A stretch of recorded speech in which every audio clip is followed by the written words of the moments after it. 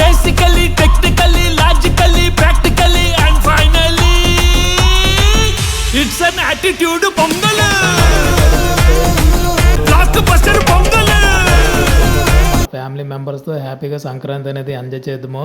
కానీ ఇక్కడైతే మన ఫ్రెండ్స్తో అయితే నేను ఈ రోజైతే ఫుల్గా అయితే తింటున్నాను. నాకు పని చేసే దగ్గర తినే దగ్గర అయితే సిగ్గు అయితే ఉండదు. శుభ్రంగా కష్టపడతాను, మంచిగా కొట్టినందుకు అయితే అన్నం తింటాను.